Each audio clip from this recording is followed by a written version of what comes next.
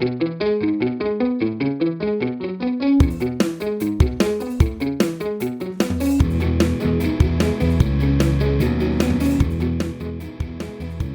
to the Aussie Game podcast, where we talk all things Australian football.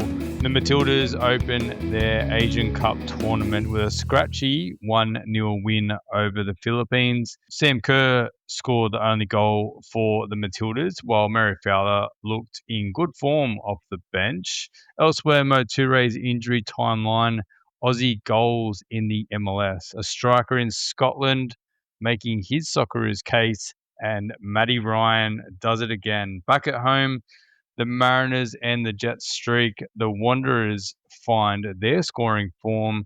City's season is on live support, and we'll finish with our team of the week. And now we're going to go to our man on the ground over in Perth, who's just seen the Matildas defeat the Philippines 1-0. Mopper, how are you? How was it at the stadium? Tell us about the atmosphere around the grounds. Yeah, good evening, everyone. It was pretty exciting stuff over here as the Matildas are at home again, which is fantastic to see, and they launched into their Asia Cup. The fans turned out tonight, a good solid crowd. I wouldn't say it was over the top, because there was, I thought it would have been a few more, but that's just the way it goes. But the crowd atmosphere was good. Everyone was enjoying it. I think it was just the fact that obviously Sam Kerr's hometown and, the Matildas back in town always draws a good atmosphere. There's so much support and love for these Matildas girls as they, launched right into game one of what we hope is a deep tournament for the Matildas in the Asia Cup. So it was a good night. Just got back from the game, and we'll break it down bit by bit. And it was good to see everybody in Perth tonight really get out there and enjoy the Matildas, because it's not often that they get them out here. They had a couple of friendlies here last year, but it's not often you have international tournaments in Perth. So it was great to see Perth utilised for this occasion, especially the beautiful stadium here.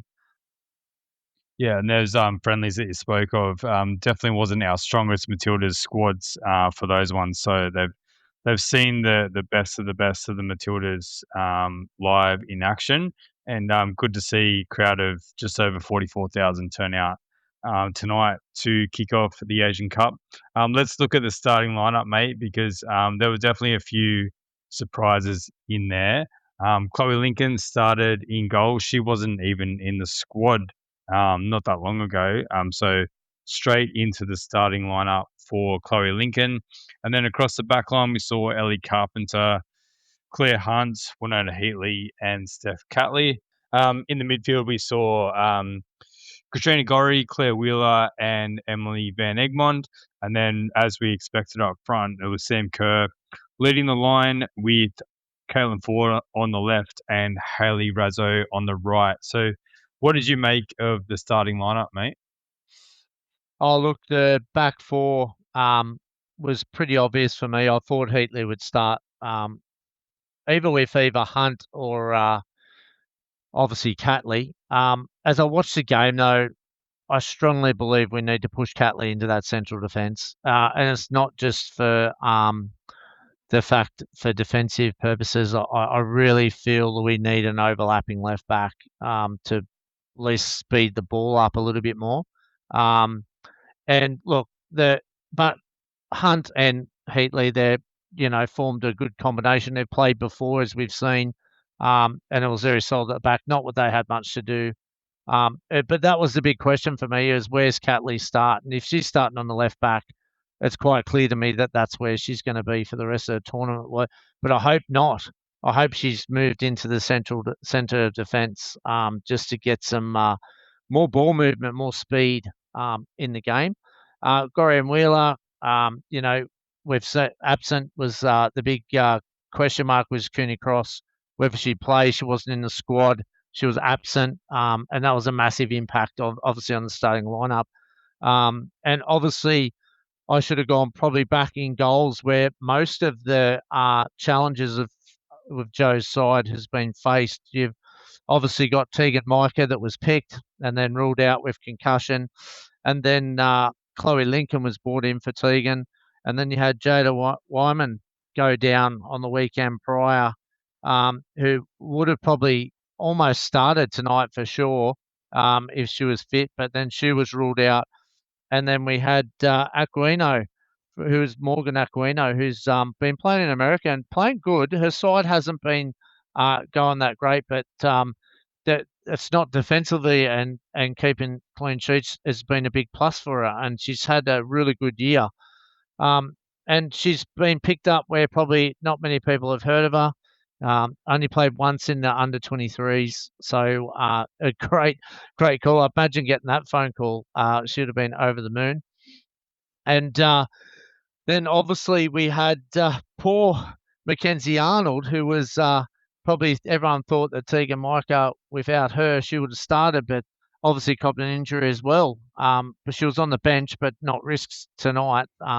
So yeah, so it was very unsettled at the back with the goalkeeping situation. But look, isn't it great? Chloe Lincoln starting tonight. What a fantastic young keeper she is. And credit to Morgan Aquino because she's been picked up and she would just be over the moon. So I think that's a really exciting news for the next generation coming through. As we move into the attacking third of the Matildas, I don't think there was any surprises with Foord, Raso, and Kerr leading the line. That's pretty much our go-to. We had obviously Van Egmont in the 10. Obviously, that was, we had Fowler just coming back, and obviously without Cooney Cross's absence, we wouldn't have seen what probably Joe's strongest starting lineup would have been. So Van Egmont, who's done this role many a times, move into that position. So, look, it was difficult for Joe, wasn't it? We got back. A lot of these players played in Europe and America, and they've come out late. It's been an unsettled start to the week with the changes, a couple of little niggling injuries, which you normally get in, large squads, and they'd be very familiar with it week to week playing. But it's tournament football, and when it just needs a bit more time to settle, obviously, because you could see with the continuity tonight that it just wasn't there. But that will build, obviously, through the tournament.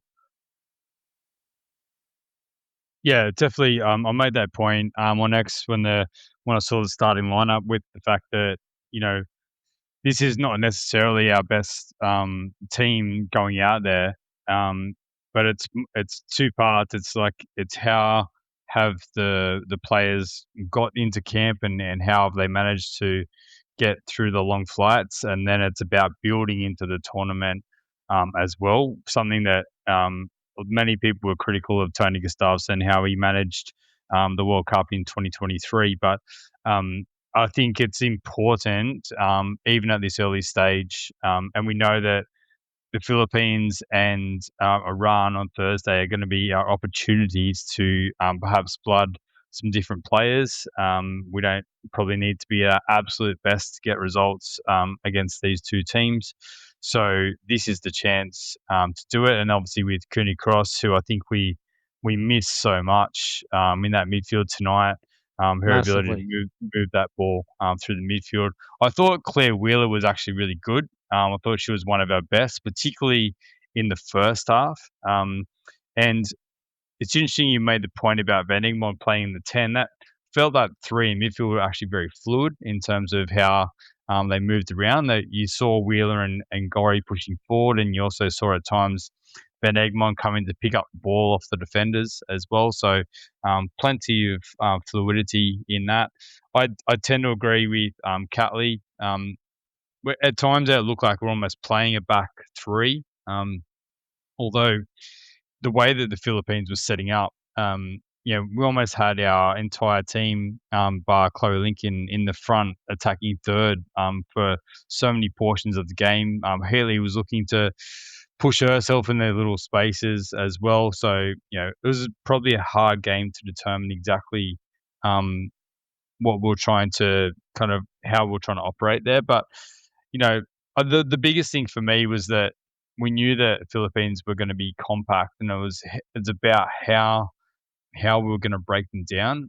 Harper made the point in commentary that we tend to be a better side in more like broken play when there's a bit of space, but this is what we're going to have to face potentially a couple of times in this tournament. So we're going to have to find a solution, whether that's quicker ball or whether that's that player that can pick apart a defence with some nice touches around the box. But it's definitely something that we just didn't do enough of tonight, in my opinion.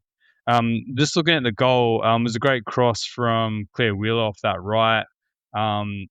Great leap from Caitlin Foord as well, and then Sam Kerr, right spot to head home from close range. He knew exactly where that ball was coming from Caitlin Foord. So I'm sure that excited the hometown fans seeing Sam Kerr get on the score sheet. Oh, absolutely. And the most impressive part of it was the way it wasn't slow. She drove to the space, she took control, and she put it in early.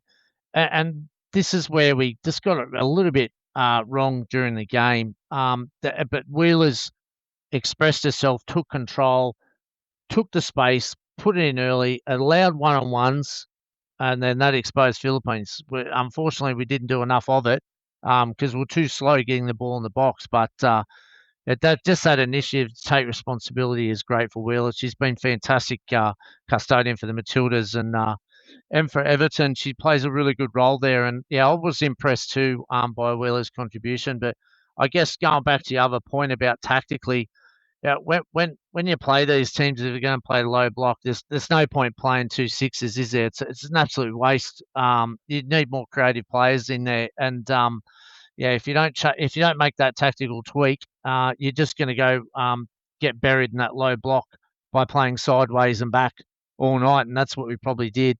But again, but he's obviously completely understand why he's doing it, because he's trying to build for the tournament, because that's how they're going to play at the end. So it's a 50-50, isn't it? But a tactical tweak's needed if you're going to really want to express yourself and really get some fluent football in there. But again, it's the bigger picture that we have to calm our minds out, not the the whole process, rather than the beautiful stuff that is obviously coming later on the tournament. Well, I suppose you can do a bit of both, right? Like you can set up with your 2 6s, as in that's how you planning on ending the tournament, but you also can create a game situation where it's like, if you do need to chase a game, this is how you're going to play, and you drop a 6 off and you play 2 8s or your 10s or whatever you do. And I think that was where we probably had two similar players in that midfield, and that's where you needed a game breaker, really. I wanted to get your opinion on the goal that was disallowed from Hayley Raso.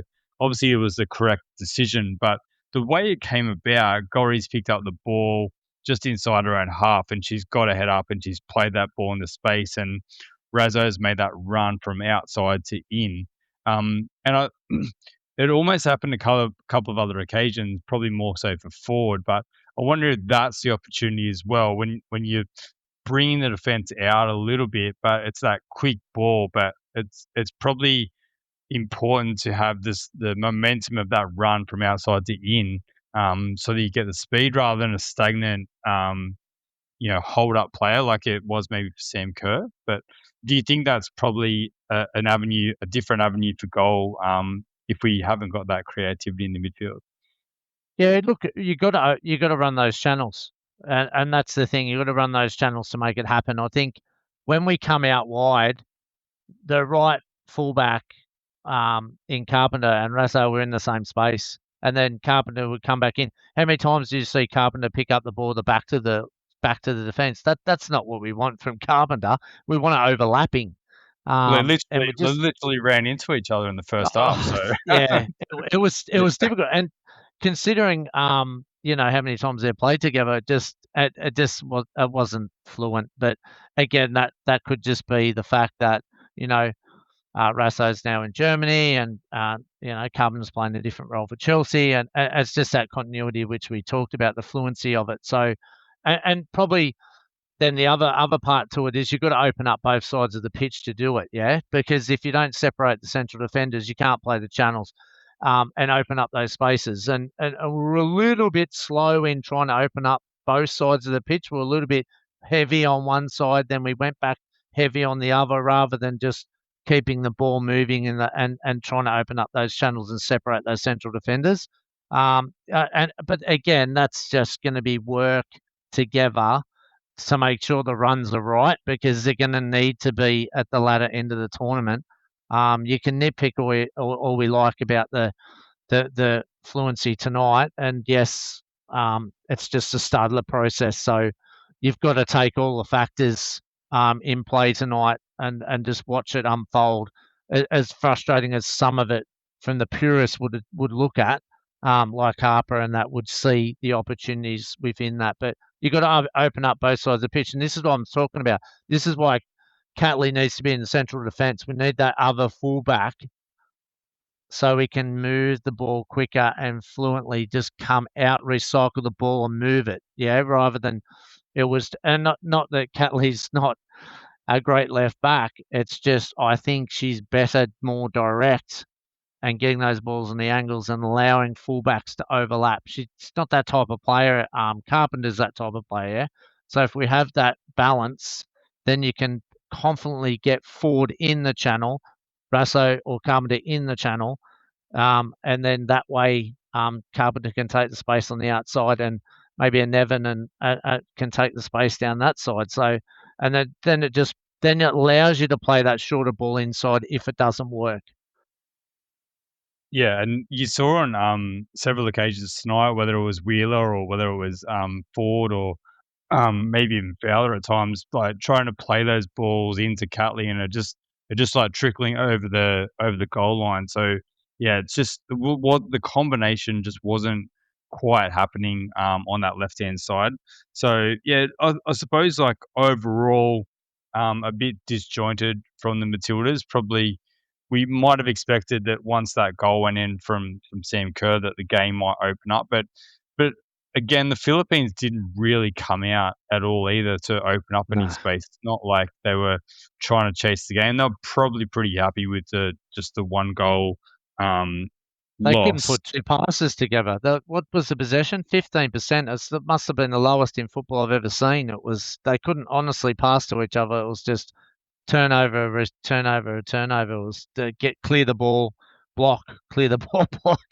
Yeah. It was it was a tough watch, but again, they're trying to do a job too because they know if they can keep their goal difference down and vice versa, and they might try to compete against the lower nations that's in this group, and somehow maybe produce something for their country. So, look, like I said, both countries looking at the bigger picture, and look, in the end, we got 3 points, and we just have to move forward. And yeah, I'm sure they'll analyse it and break it all down. But yeah, look, I just think getting back so late, and then getting into a major tournament with limited preparation is going to impact us. And obviously, clearly tonight we've seen that probably in gear one, gear two before we really rev it up later in the tournament.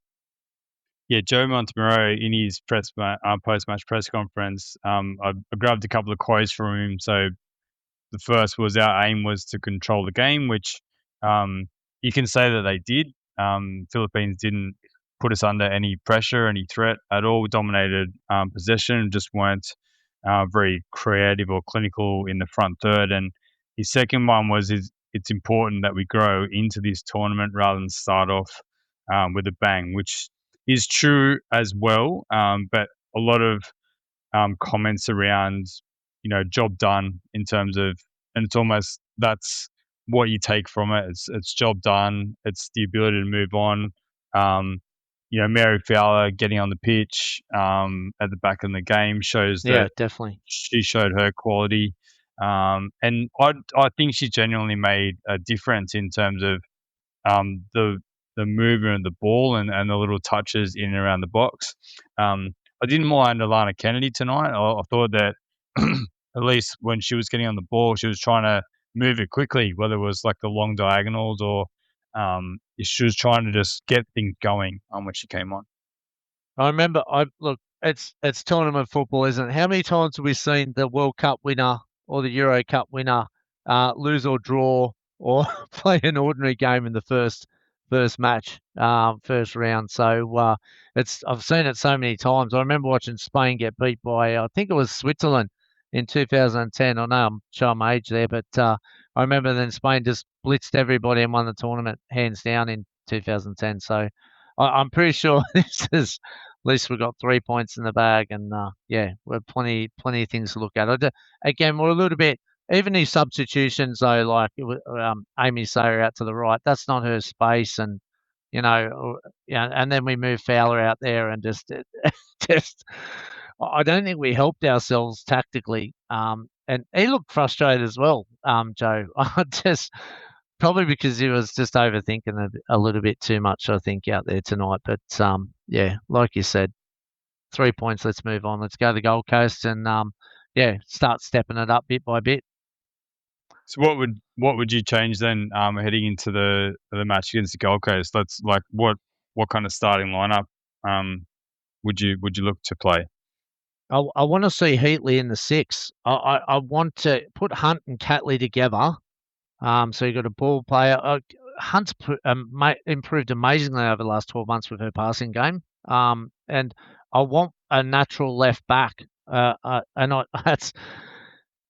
It's not Catley's game anymore. You've seen what Arsenal have done.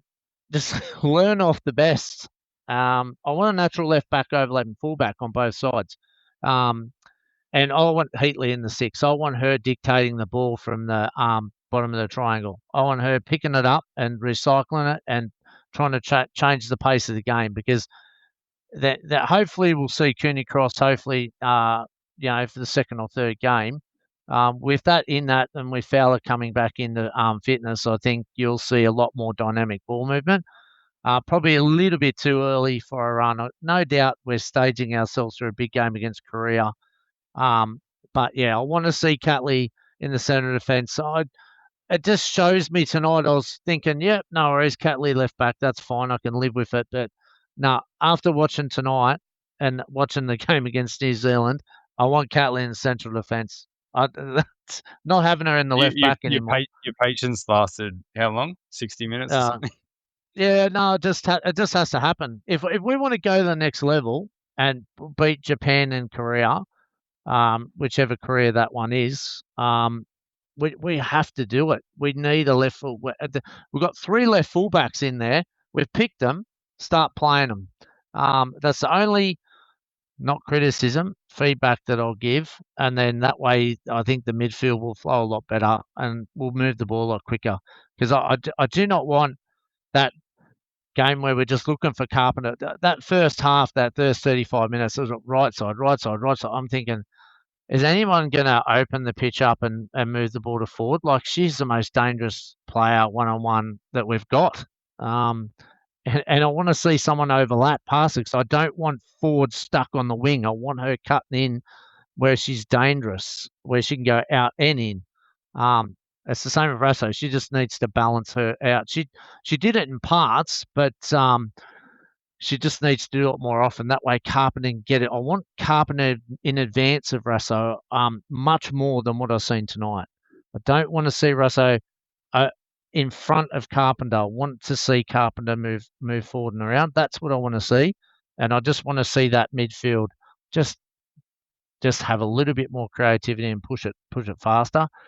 But I'm sure I'll see it, because I'm no doubt this is building towards game 3, which is the one they want to get top of the group and then move through the cycle. So I might just have to be a bit patient, but I just want to see a little bit more fluent football from the beginning. I don't want these 3 left backs sitting on the bench. So if you're putting Heatley in the 6, would you play like a 4-1-4-1 or something like that, like to get more attackers like higher up in the pitch, more creativity? Keep 4-2-3-1. No, keep Gorry or Wheeler, keep rotating them out. I think Gorry's really struggling. I don't know whether she picked up an injury or I know she missed the last game with West Ham, didn't she? And she got a knock early tonight. I don't know if that affected her. Maybe, but not that performance was poor. It was just, I think, just need a little someone in beside her Heatley's a natural ball player. You're not going to see it unless you put it in there. And and when we're playing, this is Asia. Yeah, this is where they just sit off. You need that, like Catley. She steps up into that six and passes on. Like that's what I want. I want to. Hunt's not going to do that. She's going to sit, which is her job anyway. But I want to see someone step up into that space and push those two midfielders further up the pitch another 10 yards so they receive it higher in the line so we can play a bit quicker. That's all. Only a few things. No, just a few. You could even see Hayley tonight. Like I think it was when Claire Hunt had the ball and she was on almost a 45 degrees. She was pointing. She's like, push it into that space for me. Like let me run onto it and create something. So yeah, it's hard when they sit in. Yeah, it is hard when they sit in because then you've got to try to generate them, but they're already set up, and it really nullifies the central defence ability to penetrate. That's why you need these sixes higher up the pitch, and one of them go into that space and push them out of there and get out of the space because there was no one in behind Claire Hunt tonight. I guarantee you. I think they had one run and that went behind the line, and I think even the Philippine tried to push Hunt out the way, but that was never going to happen. She's too strong. Anyway, what did you make of Sam Kerr's performance? Were you surprised that she played the full game? Yeah, I wouldn't have played her the full game. I think 60 minutes would have been enough for her. We've got to protect her, yeah. Like she just said in the conference that she's not 100%. It's a bit difficult. Like she's come back it's very hard, the Women's Super League, isn't it? It's very physical. So, and Sam Kerr's a physical player, so just doesn't have that zip and pace which you'd expect. Like she's different prototype now, isn't it? She's really the one in the box. She's so strong, though, isn't she? In the box, she's so strong. If we get quality ball in there, she's just like she's always been strong. But just that has to be her A game now. You know what I mean? Because I don't think you can. This is why we need Caitlin Foord in the channels because you're not going to see Kerr too many times in those channels. She just needs to be the target person now. Yeah. But yeah, I wouldn't have played her 90 minutes. Like I'd assume that they're going to rest her in Gold Coast by playing the 90 minutes tonight. I've got no doubt that she won't start against Iran. I might be wrong, but doesn't make sense to and I can see someone else coming into that role and using her in Sydney for the third. Yeah, it was surprising that we only made the 3 subs, particularly in those attacking positions where you could. Raso came off, but obviously Foord and Kerr played the full 90. But it will be very interesting to see how it is approached on Thursday night because I think we could probably assume we'll get a pretty similar setup from Iran that we did from the Philippines as well. 100%. So the same issues that we're going to have to solve. Yeah. Look, it's Look, there's lots to look forward to. Let's not dig too far into it. But I think the week that was that all that all that stuff that was happening, people coming over late, and it just the continuity showed on the pitch, didn't it? It wasn't there because of all the mixed match and trying to get everyone together. It's not like a World Cup where you have 2 weeks to prepare. So I suppose when you look at it, it's probably expected. But at least Perth gets to see the Matildas at home and they get a win, and there's a lot of happy faces and they know the bigger picture. Yeah, like based on them finishing up on Sunday night, you assume travel Monday, maybe light session tomorrow afternoon, proper session Tuesday. So you're going to get a few more opportunities to start working on those combinations before Thursday, which is going to be very handy. Yep, I definitely think 3 to 4 changes is going to come up in the Gold Coast, no doubt. It'll be interesting to see what he does. Very interesting. All right, mate. We'll leave the Matildas chat there, and you're off to the Gold Coast. You're following around, so that's very exciting for you, mate. Yes, no, good C-Bus, always a good compact stadium to watch football at. I remember watching Brazil up there. I think it was a couple of years ago. It was a good stadium. Looking forward to getting it up to the Goldie, and it'll be an exciting game up there as we game 2 and as we keep building in this tournament. I'm looking forward to it. It's going to be good. Everywhere the Matildas goes, it's just exciting. If you like our content, why not give us a follow on the socials where we provide lots of updates between podcast episodes. We're most active on Instagram, Blue Sky, and X. So search the Aussie Game and you should be able to find us. All right, let's get back into it. All right, let's start our overseas wrap in the championship. And Thursday morning, the Aussie fans watching in the championship got some devastating news with Mohamed Toure going off very early in Norwich's 2-0 win over Sheffield United. Did not look good at all as he went down and clutched his groin. He was taken off in the 9th minute. As it turns out, it looks like it's going to be a 4 to 6 week injury, which is definitely going to rule him out of the March international window.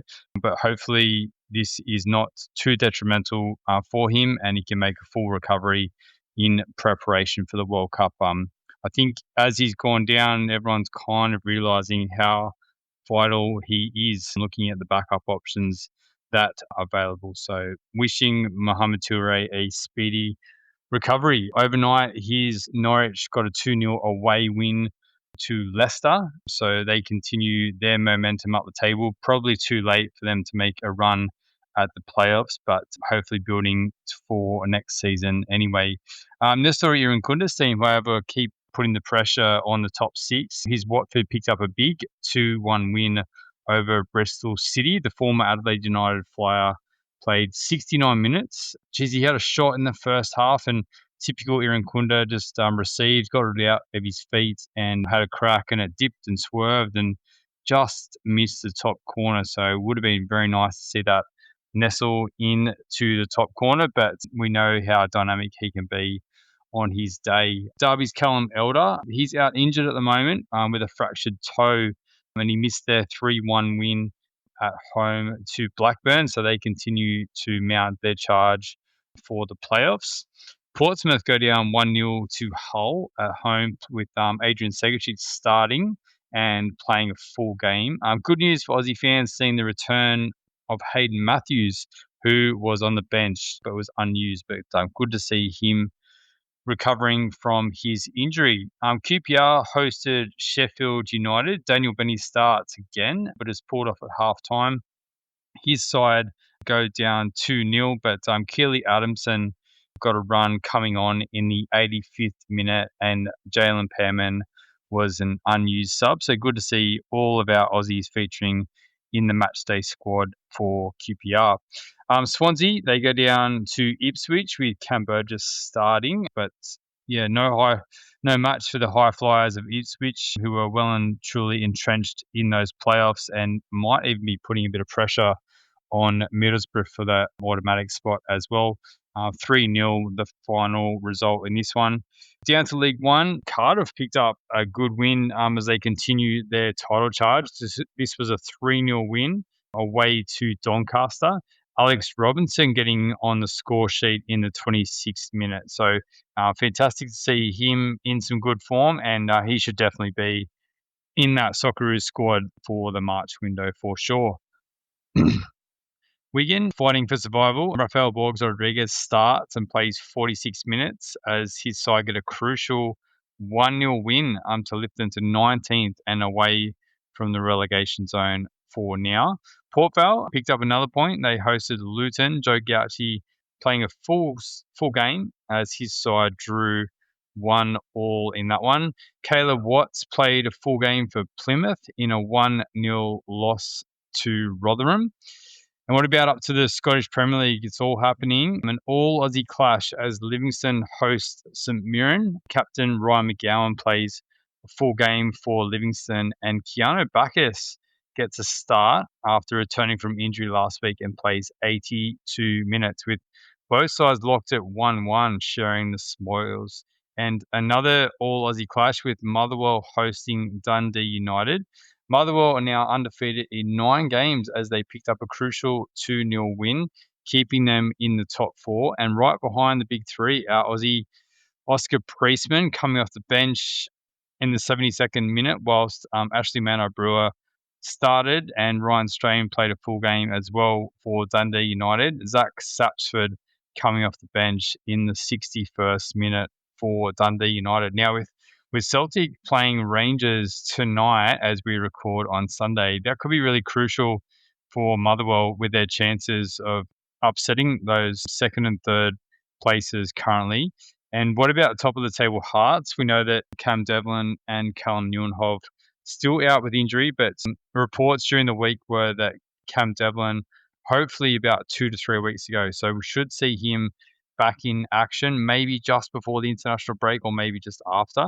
But they picked up another 1-0 win over Aberdeen with our Aussie boys, as I said, still out with injury.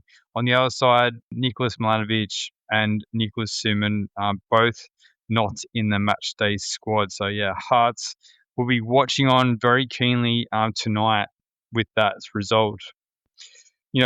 Having such influence on their campaign for the title, that match between Rangers and Celtic.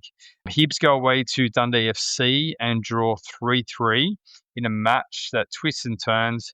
And unfortunately for Hibs, they conceded the 95th minute. Suto and Boyle both come off the bench in the 66th minute and the 74th minute and had an immediate impact with the Aussies combining in the 84th minute as Boyle sets up Suto for the goal, and our other Aussie, Jack Idle, starts and plays 74 minutes, but they have to settle for a draw. What about Ante Suto, the impact that he's had since he's arrived at Hibernian? He might be a genuine contender for this Socceroos squad if he keeps up the form that he's having at the moment. A few of those boys that came back to the A-League and were hoping for some goals and some minutes, like Duke and D'Agostino and Stamsolopoulos, probably haven't had the return that they would want so far. And meanwhile, Suto's kind of come out of nowhere and is scoring goals for Hibs. So could be a real contender for that Socceroos squad. We'll have to wait and see on that one. La Liga, what a massive result this is. Mathew Ryan's Levante, they scored 2 late goals. The first one, deflected one that just looped over the keeper, I should say. And the second one on the counter-attack, the striker putting it past the keeper with a bit of power. But Mathew Ryan again pulled off one of those incredible double saves, just like he did during the week against Barcelona. But, he's in such good form. And it was pointed out to us on X during the week from Patrick that he's rated in the top 8 keepers in La Liga. So what a testament that is to Mathew Ryan and the form that he's in, even though Levante are struggling towards the bottom of the table. But this big 3-0 win just pulls them ever so closer to escaping that relegation, which we'd obviously love to see. Speaking of pulling away from relegation, over to the Bundesliga, St Pauli pull off their 3rd win in 4 and a huge upset away to 3rd place Hoffenheim, lifting them to 15th in an extremely condensed bottom of the table. Those 9 points now are massive in the contest for survival, with our man Jackson Irvine playing a full game. And great news to see Connor Metcalf making his return from injury, coming off the bench for a crucial 16 minutes as well. This was a bit of an odd one. Serie A, Parma drew 1-1 with Cagliari. They consolidate their mid-table position, but Siccardi returns to the bench and is an unused substitute for the match. So he was just coming back from suspension. So whether this is just about him integrating back into the team, maybe the defenders that came in, while he was absent did well and they deserve to retain their spot. But we would hope to see Siccardi back in that starting lineup sooner rather than later. But every point that Palmer can also pick up to pull away from relegation is really important. Seem to be sticking on the theme of relegation because Max Ballard over in the Netherlands plays 73 minutes for NAC Breda. As their run comes to an end, they suffer a blow with a 3-0 away loss to relegation rivals Telstar, who now close the 1 point of NAC Breda, who are clinging on to survival. And geez, it doesn't get any better for our guys at Heracles. They got beaten 3-1 at home by league leaders PSV. Another start and opportunity for Reece Bozanovsky, which is awesome to see. He got 62 minutes and Aiden Hrustic also started getting 62 minutes as well. So it's another loss for last place Heracles, and it's looking harder and harder each week for them to stay in the Eredivisie. But one club that looks like they might be taking at least one of those spots is ADO Den Haag, and Aussie Cam Pupion scored the winner in the 1-0 win. They're cruising to the title in the Eredivisie. Welcome return to the starting lineup for Pupion, proving his worth with a full game and the goal. Yeah, I think they've got about a 19-point gap on third place, which is obviously the rival in terms of getting themselves promoted up to the Eredivisie. Josh Nisbet continues his good form, actually playing a full game as his side, Rota, drew 2-2 away to Den Bosch. Nisbet was actually put up for player of the third phase or third campaign or something. I'm not sure exactly how they break this up, but definitely being credited for his current form, Josh Nisbet, which is fantastic to see. In the Czech Republic, Sparta Prague, they beat Baník 5-2 with Garan Qual coming off the bench for 23 minutes. Sparta Prague remain in second, 7 points off the leaders Slavia, so still in touch, and hopefully Garan Qual can keep building his minutes as well. In Croatia, Fran Karacic plays 74 minutes for his lone side Osijek as they pick up a 2-0 win. In Switzerland, Liam Chipperfield starts for Sion in their 0-0 draw. In Cyprus, Milos Deganek was a late sub as his side Upwell won 3-2 away to AL to remain fifth in that league. And some great news again coming out of the MLS. We spoke about this guy at length last week, but Lucas Harrington, he scored his maiden MLS goal, sealing Colorado's 2-0 win with a towering header off a corner. Geez, he looked like a big presence, the 18-year-old in that box, but his stats were impressive again. 96% passing accuracy, 7 clearances, 3 recoveries. On the other side of the pitch, the Australian interest, Alex Bonatig, played 90 minutes for Portland as well. But, gee, Lucas Harrington just going from strength to strength in the MLS in his couple of starts so far. Arieth Piol, he scored for Real Salt Lake. We had the ball in the back of the net just minutes into the second half, with the goal turning out to be the winner in the 2-1 result. Yeah, it was a bit of a breakaway, this one. And he got slid in, nice little tap in, just to what you want as a striker. The 21-year-old played 82 minutes in this one, so it was a bit surprising him going to the MLS, and I think he's probably had to find his way a little bit. But hopefully this is his season now at Real Salt Lake to start to build there, and he's obviously got the start in this game just this morning, which is fantastic to see. Patrick Yazbek, he played a full game as his Nashville drew 0-0 with Dallas. And Archie Goodwin got 12 minutes off the bench for Charlotte. But, his side never recovered. They were down 3-0 after just 13 minutes, and that ended up being the final score. Geez, that's a tough one to take. But, yeah, fortunately, Archie couldn't influence the scorers in that one. But, yeah, plenty of action happening overseas, and there's, a whole heap more games happening on Sunday night that we'll keep an eye on and bring to you midweek as well. Let's head over to the A-League men's competition. Let's start on Friday night with the original rivalry between Melbourne Victory and Adelaide United. After a slow start, the game came to life through a mistake from Panagiotis Kikianis, who couldn't deal with Juan Mata's through ball for Keegan Kilatic, and then dived in as the Victory attacker cut inside and squeezed the ball under Josh Smits. Adelaide, though, hit back just 9 minutes later when the ball fell for Yaya DeCooley, who rocketed the ball into the roof of the net on his weaker foot. It was well taken goal, that one. A lot of players would have skied that one or scuffed it at least, but on his weaker foot, he had to get that timing right, and Jack Wachowski in goals for Melbourne Victory had absolutely no chance. I don't think he even reacted before it hit the back of the net. So the game was 1-1 at the break at half time.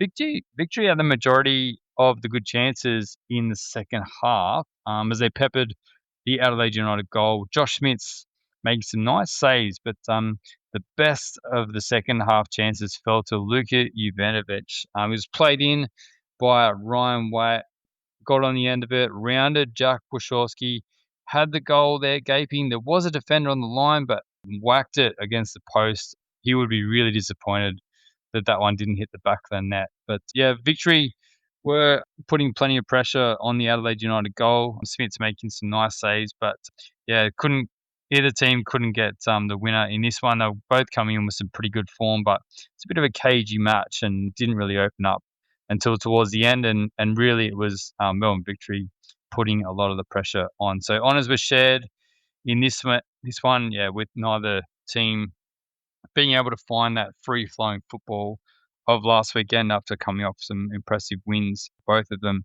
The early game on Saturday, Auckland thumped Melbourne City 3-0. No league win in 5 now for Melbourne City as their A-League season is starting to unravel, while Auckland have picked up 10 points from a possible 12 and are absolutely charging home.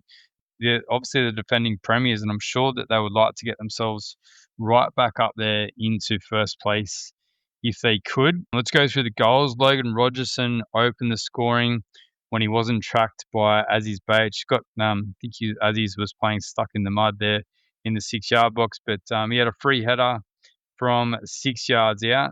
Jesse Randall then doubled Auckland's advantage when he intercepted Harrison Delbridge back header. What is it with Auckland FC and their opposition with these back headers? But their back header this week was from Harrison Delbridge, and Jesse Randall coolly slotted it home. Seam Cosgrove had a goal disallowed by VAR. They picked up, I think it was a push in the lead up, maybe on Patrick Beach. Looked okay, but probably a bit of a soft one there.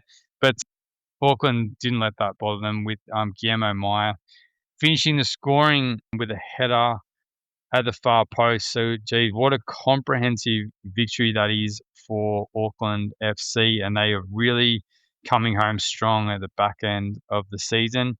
And yeah, Melbourne City, geez, they're right.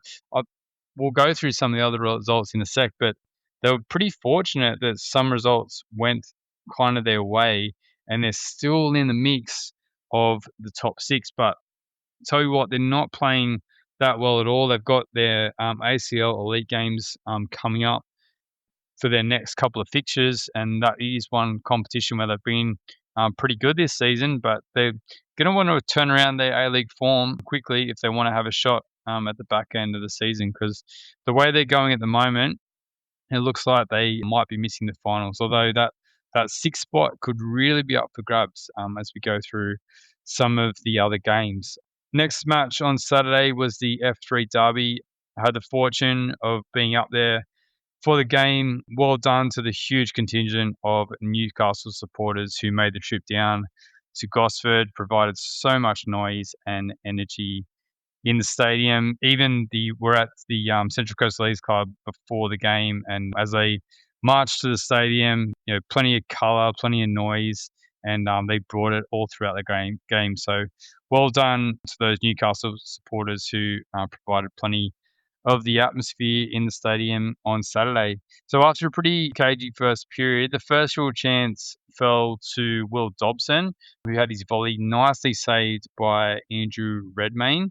The Jets had the ball in the back of the net through Eli Adams, but the goal was ruled out for offside due to Will Dobson obstructing the Mariners defender. I must be honest, I had to watch this one back a few times. I didn't see it maybe the first 3, 4, 5 times where the obstruction was, but you can see the defender, might have been Donnell, trying to Olival. Maybe one of them was just trying to get the block in there and had to just kind of skip around Will Dobson. So it's a probably bit of a soft call, but I can also see why it's given. But it was unfortunate because it was a nice move and a nice finish from Eli Adams.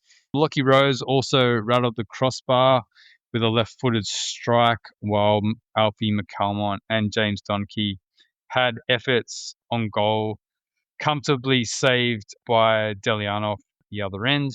In the second half, there weren't too many clear-cut chances to speak of. Lucas Moragas had a nice strike that was tipped over by Delianov, and then he actually got through on goal, but couldn't get the power on his shot.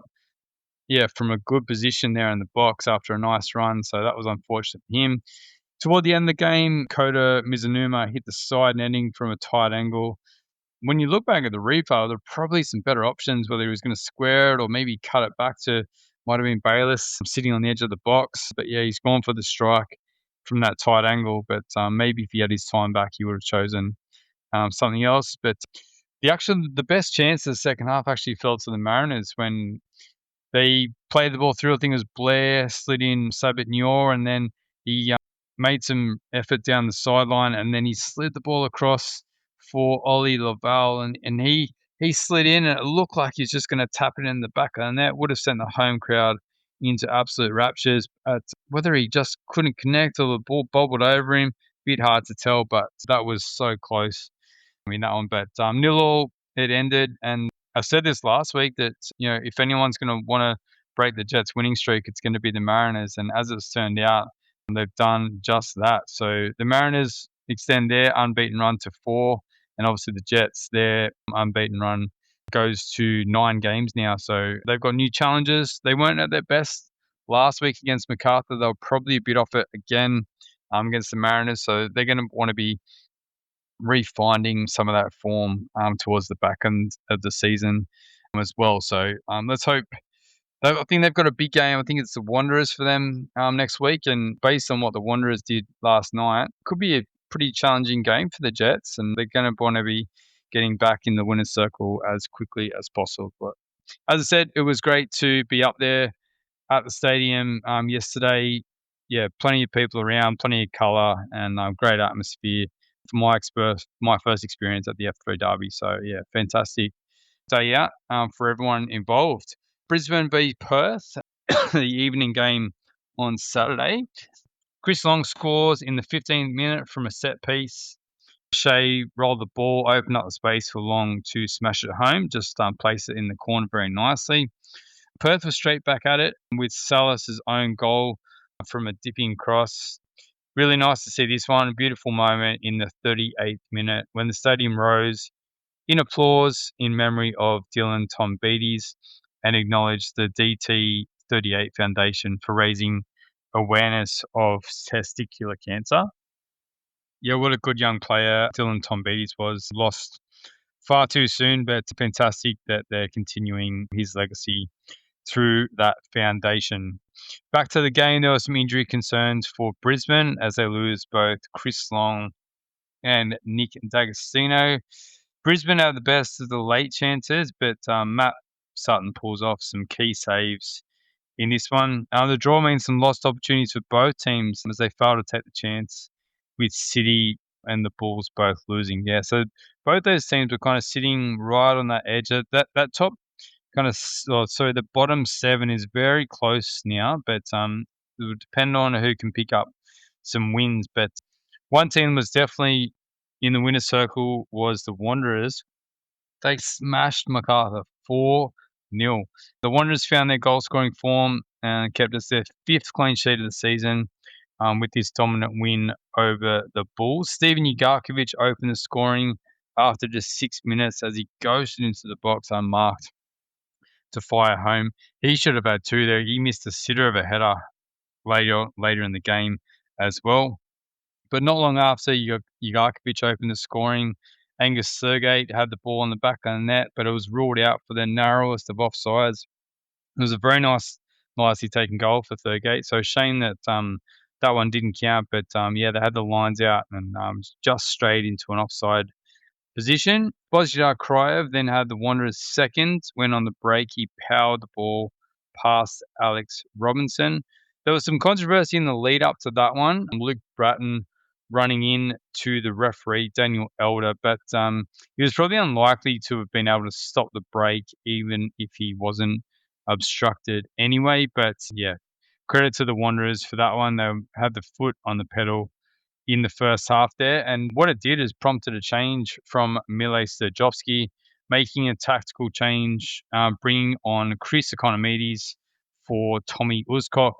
But just 7 minutes later, a poor ball out from Alex Robinson fell to Ryan Fraser, who chipped the young keeper to make it 3-0 at the break. Jacob Farrell and Mitch Duke, who were at it all night, both picked up yellows for a scuffle in first half stoppage time. It was a great interview with Mitch Duke post-game. Felt for Tristan McManus having to interview Mitch Duke, who was clearly frustrated with the result and his performance as well. But he did give some credit to Jacob Farrell, noting he's one of the promising young defenders coming out of Australia, and he's always up for a battle. And they certainly had a battle for the majority of the night. Yeah, obviously Alex Robinson didn't have the best first half with that mistake, and the camera kept panning to Philip Curto there on the sideline, obviously the keeper that he's come in for. And I think it might have been Tristan McManus reporting at half time that instead of going and warming up, Curto sat there on the bench for the entirety of the halftime break. So very interesting things happening with the keeper situation at MacArthur. The second half, the Bulls created plenty with 10 shots to the Wanderers 1, but combination of misfiring, which you'd have to say that they were guilty of last week against the Jets as well, and some smart saves from Lawrence Thomas meant they couldn't trouble the scorers. But the Wanderers weren't quite done yet. What about this piece of skill from Dylan Cicluna? Nice little turn and then skip past another defender, pushed the ball around another one, ran down the sideline, and then had the composure to roll it into the path of Brandon Borello, who rounded out the scoring. I think they said that's his first goal from open play this season, Brandon Borello. And he looked pretty relieved when the ball went into the back of the net. But, geez, all the hard work was done by Dylan Cicluna. What a player he is. And, yeah, just showed all his worth there before he went off with a bit of an injury not too long after that. But with the win, the Wanderers move within 5 points of the top 6. And considering how bad they've been this season, that is absolutely incredible. The fact that they are so close to the top 6 and playing the Jets next weekend, geez, it wouldn't put it past them if they brought the same form that they showed against MacArthur the other night, who we thought with the ACL2 competition being out of the way that they might have opened up the ability to have a crack at the A-League, but they just weren't at it at all. And they really have to work on their finishing because it's cost them the last couple of weeks. And they should be better than that with some of the strike power that they have at their disposal. The last game of the round was Sunday with Sydney FC beating Wellington Phoenix 1-0. With the win, Sydney FC moving to third on the ladder, and unfortunately Wellington didn't get their new manager bounce with Chris Greenacre in charge there following the departure of Giancarlo Italiano. The goal in the game, the only one in the game, came from Alex Popovic with a tap-in from close range. The best opportunities for the home team came through Corbin Piper. Had a couple of shots nicely saved from Harrison Devonish-Mears, and then one more at least that he couldn't quite get on target.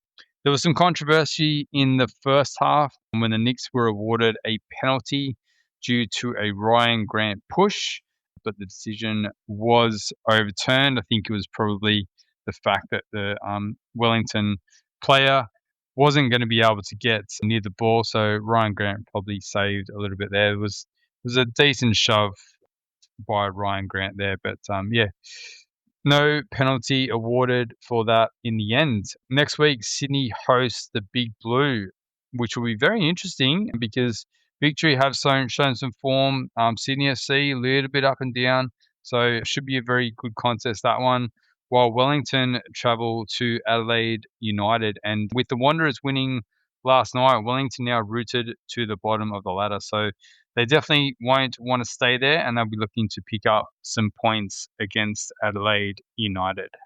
So looking at the A-League men's ladder, obviously with the Newcastle Jets drawing and Auckland and Sydney FC both winning, they've closed the gap there. So it's the Jets on 37, Auckland on 35, and then Sydney FC 3 points back from Auckland FC on 32. Adelaide United and Melbourne Victory are next up in 4th and 5th. Obviously, they played and drew, but still in touch with those 2nd and 3rd place. Anyway, MacArthur missed a big opportunity to pull themselves away from some of those chases in the bottom 6, obviously going down 4-0 to the Western Sydney Wanderers. Central Coast actually have a game in hand midweek against Macarthur. So that one's very interesting because both of them sit in 6th and 7th respectively. So if the Mariners can get the win over Macarthur, they'll actually jump them into 6th place, which again would be incredible from where they started their season. And then we look at Brisbane Roar on 23 points as well, but they've played a game or a game more or two more than some of their rivals. So we'll see once everyone's played the same amount of games where that sits Brisbane Roar. Melbourne City, of course, go into their ACL Elite games now. They're on 22, still in touch. As I said, they were lucky that Macarthur lost, so they can still stay in touch. And Perth, a further point back on 21 points. But yeah, as I said before, the Western Sydney Wanderers, they pulled themselves off the bottom of the ladder and they currently sit 5 points outside of the top 6. Could they? They couldn't, could they? But could they? Could they make a run for these finals and actually sneak in? They have the personnel to do it, but can they make it gel on the field? Can they finally click? Can they finally get the ball in the back of the net and stop conceding at the other end? Thanks for listening to the Aussie Game podcast. If you enjoy our content, we'd really appreciate you giving us a rating or a review on your preferred podcast platform. And if you do know of any Australian football fans that might enjoy it as well, sharing the podcast would mean a lot to us. All right, let's get back to the show. All right, Mopper, now it's time for our team of the week. Mathew Ryan in goals. Geez, another big performance for Levante from our Socceroos goalkeeper.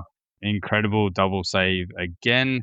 Josh Rawlins is going to play at right back. He was really good for Melbourne Victory the other night and has been solid for them all season. James Donachie was great for the Mariners against the Newcastle Jets. Lucas Harrington, what a start to his time in the MLS, picking up a goal today in a solid performance. Anthony Pantazopoulos, he was great for the Wanderers in their victory over the Macarthur Bulls. Josh Nisbet continues his good form in the Netherlands. Jackson Irvine, their big win in the Bundesliga. Alex Robertson for his table-topping Cardiff, picking up a goal as well. Clare Wheeler for the Matildas tonight. She was fantastic, particularly in that first half, and created that goal that they scored. Ante Suto, what about him continuing to put the ball in the back of the net for Hibernian, really starting to come into those Socceroos calculations, you'd think. And then Sam Kerr, of course, the hometown hero for the Matildas, getting the only goal in their 1-0 win over the Philippines. And Mopper, it's time for your super sub. Mate, my super sub is a superstar. And what a lovely lady's becoming. What a week for Chloe Bella Lincoln. Absolute superstar, 21 years of age. Didn't get picked for the Matildas and then got the phone call when Micah went down and then thought, yep, I'm going to be a backup to Mackenzie Arnold. And then bang, straight between the sticks. The lady from Armidale who's started her Ninja A-League career at Canberra, then went to Western United, then Brisbane. We were talking about her in the under 23s and 20 sides getting picked in the last year or so. And then now she finds herself as the number one goalkeeper for the Matildas in the Asia Cup. What a story. And congratulations, Chloe, because you got a clean sheet tonight, an absolutely fantastic performance. And what a professional she is at only 21 years of age, handling all that. I thought she's an absolute superstar. Yeah, well said, mate. That's going to do us for this week. Another big week in Australian football. We're right into the Asian Cup now with the Matildas getting the 1-0 win over the Philippines tonight. And then the next game is going to be against Iran on Thursday. So we'll be back on Thursday to record that one post Matildas and then also go through all the midweek stuff. So thanks for your time, Mopper. I hope you enjoy the Matildas game and safe travels on the way to the Gold Coast. Yeah, thanks, mate. And I appreciate the time difference. I know I'm 3 hours behind you, but thanks for staying up late. And yeah, look forward to catching up with everyone on the Gold Coast and see you Thursday. All the best. We catch up on sleep when we can, us football lovers, mate. You know that. 24/7. It's 24/7. Thanks everyone for listening tonight. As I said, we'll be back post the Matildas game on Thursday for a midweek podcast. But in the meantime, enjoy your football. All the best, everyone. Thanks, mate.